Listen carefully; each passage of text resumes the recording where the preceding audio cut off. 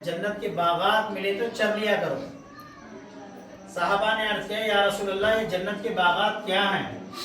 रसूल करीम सल्लल्लाहु अलैहि वसल्लम ने फरमाया, अल्लाह के जिक्र की महफिलें जन्नत के बागात हैं, इसमें शामिल हुआ करो। और अल्हम्दुलिल्लाह आज हम इस जिक्र में शामिल हैं, इस उम्मीद पर कि अल्लाह ताला हम सब के ख़ताओं को माफ़ फरमा देंगे, हम सब की दिली और जायज़ मकासद में अल्लाह कामयाबी अता फरमा देंगे, ज़ुबानों की नरमी अता फरमाएंगे, ज़ुबान की गंदगी को दूर फरमाएंगे, ज़ुबान के गुनाहों को दूर फरमाएंगे, निगाहों के गुनाहों को अल्लाह माफ़ फरमाएंगे, कानों के गुनाहों को अल्लाह माफ़ फरमाएंगे, हाथों के गुनाहों को अल्लाह माफ़ फरमाएंगे।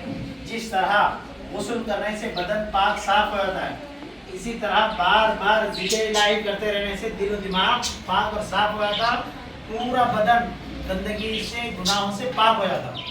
आफात बलैयात हदीस मुबारक में आता है, एक दिन में कम अज कम 2000 बलैयात आसमान से नाजिल होते हैं। इतने आफतों इतने बलाओं में बचना बहुत मुश्किल हो जाता है। जब बंदा जिक्र में रहता है, अल्लाह के ख्यालात में, अल्लाह के तस्वुरात में रहता है, रसूलुल्लाह की याद में रहता है, तो फिर उसके बलाएं मुसीबतें परेशानियां दूर हो जाते हैं। अल्लाह ताला मदद फरमाए। हज़रत सय्यदना उमर फारूक रज़ियल्लाहु ताला के ज़माने में एक वाक़या हुआ। क्या वाक़या हुआ?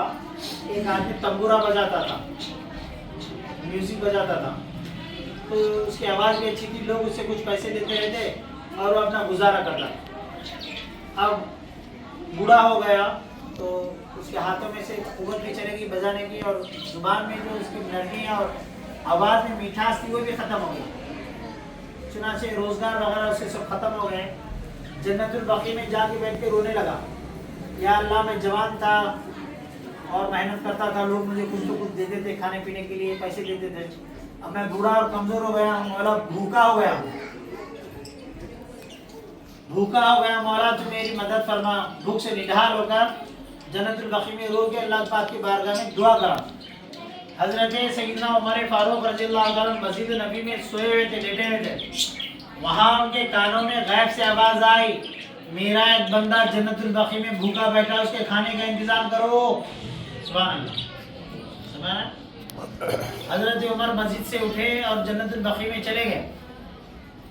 जैसे ही जन्नतुल बकी में दाखिल हो गया तो बूढ़ा हज़रत उमर को देख के निकल के जाने लगा। हज़रत उमर उसके करीब हो गए, हाथ पकड़कर पूछा, क्या तुमने अल्लाह पाक की बारगाह में अभी दुआ नहीं की कि तुमको भूख लगी है, तुम निढाल हो? क्या तुमने अल्लाह पाक को ये नहीं सुनाया? बोले, हाँ मैं भी सुना। तुमको कैसे पता? बोले, तुमने जब अल्लाह को पुकारा तो अल्लाह ने तुम्हारी आवाज़ को मेरे कानों में दौड़ाया।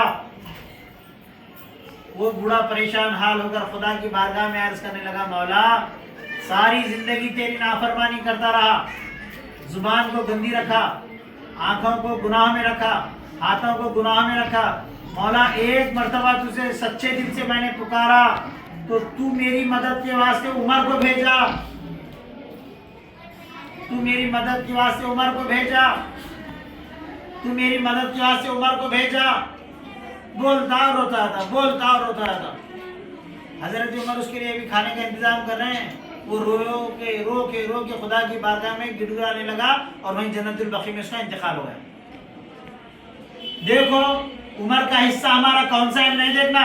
जरूरी नहीं कि असद नेक बने, जरूरी नहीं कि आप नेक बने, जरूरी नहीं कि आप नेक बने।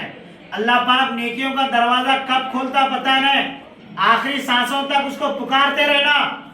नहीं हम ऐसे चाहे नहीं चलता, नहीं हम ऐसे से रहेंगे नहीं चलता। अल्लाह पाक की बारगाह में दस्तक देते रहना।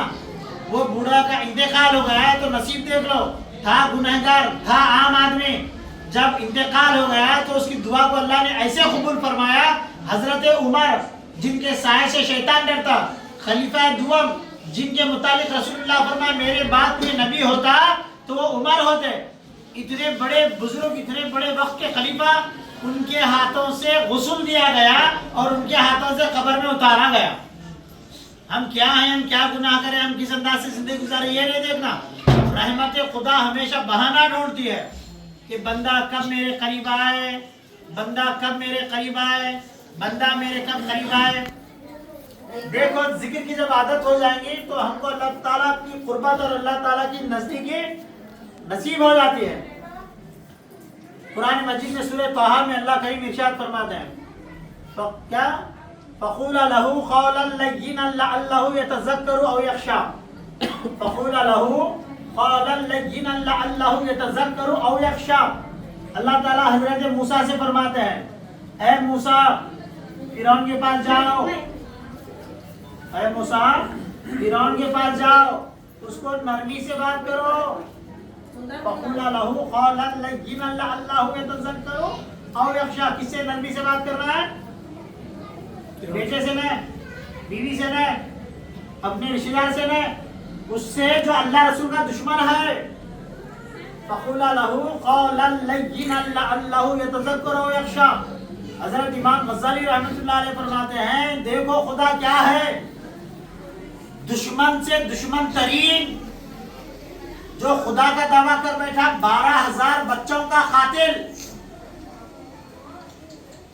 خدائی دعویٰ کرا انا ربکم الاعلی، بولا فرعون کیا بولا میں خدا ہوں، میں رب ہوں.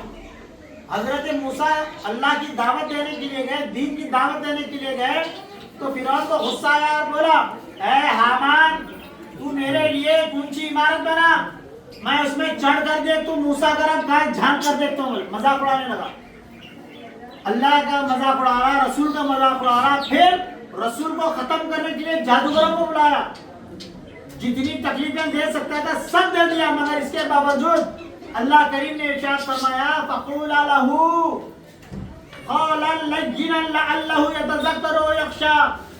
جب فرعون کے پاس جاؤ تو کیا کرو، کیا کرنا، نرمی سے بات کرنا. حضرت عائشہ فرماتے ہیں جس کی زبان سخت ہو گئی، جس کی زبان پہ گالی گلوچ آ گیا، حضرت عائشہ فرماتی ہیں اس کا دل سخت ہونے کی علامت ہے. اور حضرت عائشہ فرماتی ہیں جس کا دل سخت ہو گیا وہ بد نصیب ہو گیا. زبان کا سخت ہونا دل کا سخت ہونا ہے، اور دل کا سخت ہونا بد نصیبی کی علامت ہے. اس لیے ہمیشہ دشمن سے دشمن ترین سے بھی نرمی سے بات کرنا. اب دل کی نرمی، زبان کی نرمی کب حاصل ہوتی ہے؟ اللہ کے ذکر کے محفلوں میں بیٹھنا. اللہ کے ذکر سے دل نرم ہو جاتے ہیں، دل کی دنیا بدل جاتی ہے. کہتے ہیں پانی کا کوئی رنگ نہیں ہوتا، پانی میں جو رنگ ڈالیں گے پانی وہ رنگ قبول کرتا. سمجھ رہے ہیں؟ اسی طرح بندہ جب پانی کی طرح اپنے آپ کو بناتا تو مرشد اپنی تعلیم اور تربیت سے، ذکر و اذکار سے اس کی زندگی کا تختہ بدل دیتے ہیں، اس کی زبان نرم کر دیتے ہیں. اللہ کریم ہم سب کو نرم زبان عطا فرمائے، میٹھی زبان، زور سے آمین بولیے. اللہ ہم سب کو میٹھی زبان عطا فرمائے. اللہ گالی گلوچ اور بدتمیزی حرکات سے ہم سب کو محفوظ فرمائے. اللہ کریم ہم سب کو آپس میں ایک دوسرے کو عزت دینے والا بنائے. اللہ کریم ہم سب کو آپس میں عزت اور احترام کرنے والا بنائے. اللہ کریم تیرے پیارے حبیب صلی اللہ علیہ وسلم نے فرمایا جو بڑوں کی عزت نہیں کرتا اور جو چھوٹوں پر رحم نہیں کرتا وہ ہم میں سے نہیں ہے. یہ بڑی لعنت والی بات ہے. اللہ کریم ہمیں بڑوں کی عزت کرنے کی توفیق عطا فرما.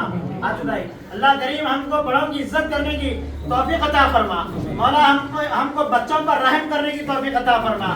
مولا ہماری زبان میں میٹھاس اور برکت عطا فرما. مولا کریم اعجاز میں آگے گھر میں آج جو ذکر کے لیے ہم جمع ہیں، مولا ہم سب کے ذکر کو قبول فرما. مولا کریم ہم سب کے ذکر کو قبول فرما. مولا کریم اعجاز میں آگے گھر میں برکت عطا فرما. مولا بھائی جانوں کے گھروں میں برکت عطا فرما. تمام جو معین ہیں، مسان صاحب ہیں، ہمارے اویس ہیں، ہمارے مولا سب کے شہباز ہیں، سمی باغ ہیں، خواجہ معین ہیں، میراج بھیا ہیں، منیر صاحب ہیں، سب کے گھروں میں، میرے گھر میں، سب کے گھر میں خوب برکت عطا فرما. مولا تعالیٰ جو حاضر ہیں ان کے لیے بھی ہماری دعا کو قبول فرما، اور جو حاضر نہیں ہے مولا ان کے حق میں بھی ہماری دعا کو قبول فرما. سب کو آفات، بلایات، مصیبت، پریشانیوں سے محفوظ فرما. مولا کریم عزت کی زندگی، برکت کی زندگی، مال و دولت کی زندگی عطا فرما. قرض داری سے محفوظ فرما، بیماریوں سے محفوظ فرما. ہم سب کی عمر میں اقبال عطا فرما. مولا کریم ہم سب کی عمر میں برکت عطا فرما. مولا کریم ہم سب کی زندگی میں برکت عطا فرما. وصلی اللہ تعالی علی خیر خلق نور عرش محمد وعلی آلہ وصحبہ اجمعین. ان اللہ وملائکتہ یصلون علی النبی یا ایھا الذین آمنوا صلوا علیہ وسلموا تسلیما. اللهم صل علی سیدنا شفیعنا نبینا مولانا محمد وعلی آلہ وصحبہ وسلم برحمتک یا ارحم الراحمین. الحمد للہ رب العالمین.